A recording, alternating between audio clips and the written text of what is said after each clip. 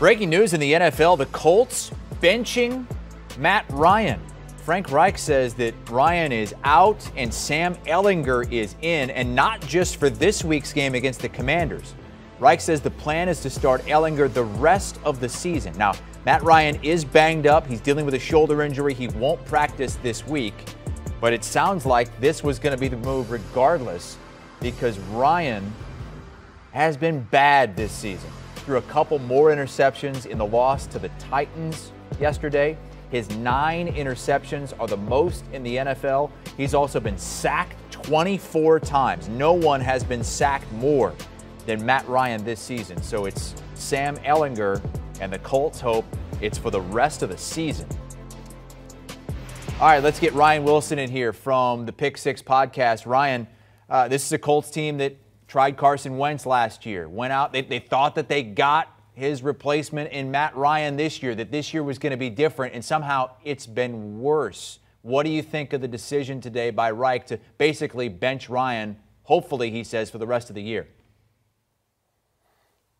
And that word hopefully really gets your attention, Chris, for sure. And it's shocking, and not shocking because of the way Matt Ryan played. You laid out the 2 interceptions yesterday, including the pick 6 that had a lot to do with their loss, and that was a recurring theme throughout the season for Matt Ryan in his new home to Indianapolis. But you go back to a year ago with Carson Wentz when they traded to get him, and that lasted for 1 season, and then he's now gone. The year before that, it was Phillip Rivers, all in this post-Andrew Luck world. And it feels like all of this is coming together, not just for Matt Ryan, but for Aaron Rodgers, for Tom Brady, for Russ Wilson, all these quarterbacks who are destined for the Hall of Fame, who appear to be at the same time, they're seeing their games fall off a cliff. But in terms of what it means for Matt Ryan, it sounds like he's going to be a great teammate, according to Matt Reich. I'm sure this, according to Coach Frank Reich, I'm sure it's an incredibly difficult decision for Frank Reich, who said the exact same things last year about Carson Wentz, who he was close to during their time together in Philadelphia, but the results are what the results are. And I think for them to move to Sam Ehlinger, who played well in the preseason, who was a really good quarterback,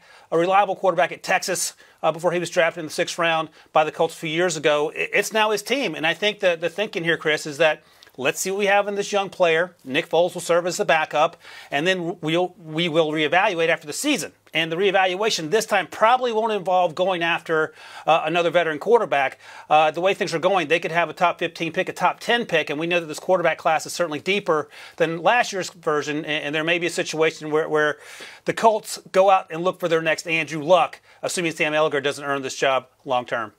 Ehlinger appeared in a handful of games last season, but has not thrown a regular season pass in the NFL. What do we know about the second-year 6th-round pick?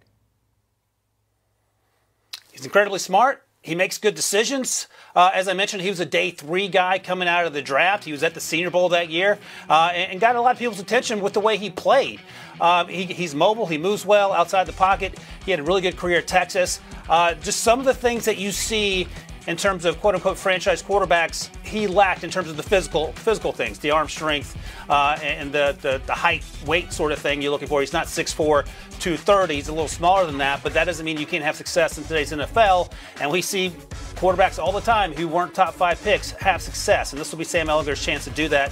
As I mentioned, I thought he had a pretty good preseason, again, against players that obviously some aren't currently in the NFL, but he did the most with the opportunities that he had. And I think the larger takeaway is an opportunity for a young player to prove he belongs on the field. And also the story that Matt Ryan somehow was less of a Band-Aid than what Carson Wentz ended up being. And we're only 7 weeks into this thing in the 2022 season. And the Titans now in first place after a rough start to this season. They've put things together and look like the team to beat in the division. Do you think the Colts have what it takes, with whether it's Ehlinger at quarterback, whether Ryan has to come back at some point, to be a playoff team this season? No, they don't. And it sort of hurts me to say that because I, like many people, thought that Matt Ryan was going to be the final piece of this puzzle, especially offensively, give them the offensive leader that they needed. We heard Michael Pittman say before the season that, no disrespect to Carson Wentz, but Matt Ryan gets your attention, you believe what he's telling you, and you have a sense that he's going to lead you to the promised land, so to speak, and none of that's worked out, unfortunately. And I don't know if Sam Ehlinger, who, as you mentioned, has very few NFL reps in the regular season, is going to be able to come in and turn this thing around promptly, and that's the issue. And the other issue is that Tennessee, for reasons that remain a mystery, a lot of us, myself included, slept on them in August. And their team is built around Derrick Henry and safe passes and playing defense. And that's exactly what they did yesterday in their victory. That's what they've done up to this point during the season, and they will continue to do that. And that's a recipe that works for them, and one that was perhaps overlooked by folks like me. So I think the Tennessee Titans are in a great position. I think the Colts are in a worse position than they were a year ago, other than perhaps they're jockeying for draft position to get a quarterback in next year's draft, should that be their choice. But as we sit here, they're not a playoff team, and they're going to be hard-pressed not to be one of the worst teams in the AFC unless something drastically changes in the coming weeks. Frank Reich has been chasing a quarterback ever since he took over in Indianapolis, with Andrew Luck suddenly retiring, going through Brian Hoyer, Jacoby Brissett, Phillip Rivers, Carson Wentz, and now Matt Ryan. We've seen the Colts reach for a quarterback because they believed that was going to be the one thing, the one difference they could make, the thing that could hold them back from winning a Super Bowl, because Tom Brady did it in his first year with the Bucs. Matthew Stafford did it in his first year with the Rams. We saw several teams try to do something similar this season, including Russell Wilson going to the Denver Broncos, and to a lesser extent Baker Mayfield, I guess, to the Carolina Panthers. But it has not worked out for those quarterbacks so far. What do you think the lasting impact of that will be in the short term as teams maybe reassess what it takes for them to get over the hump?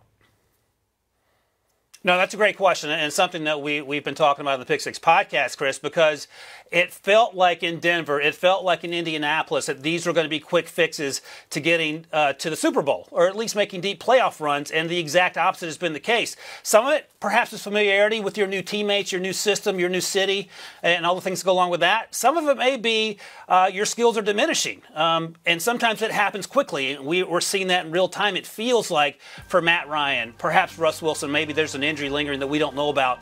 Tom Brady, Aaron Rodgers, whether it's on-field or off-field issues that are also contributing to that problem. But it's a copycat league, and we say that all the time. It's a cliche, but it's also true. And you wonder if teams will now start looking back to the draft and start looking at these young quarterbacks and giving these quarterbacks opportunities early. They already do that now with these top 10, top 15 picks.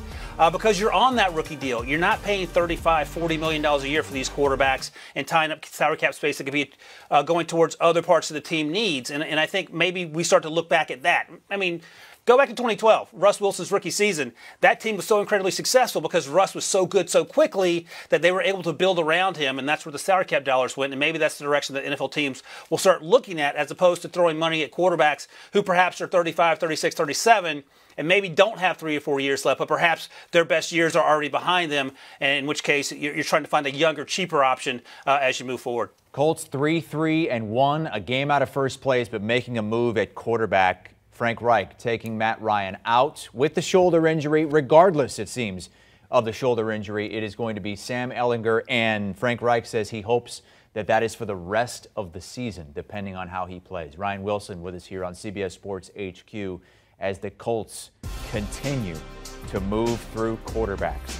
Pick Six podcast, I'm sure we'll have an episode on this. Check it out wherever you like to get your audio. Do you want a sports network that delivers everything that matters about the game? The highlights, the picks, the instant analysis, no yelling, no fake debates, no politics. Hit the subscribe button and never miss a moment.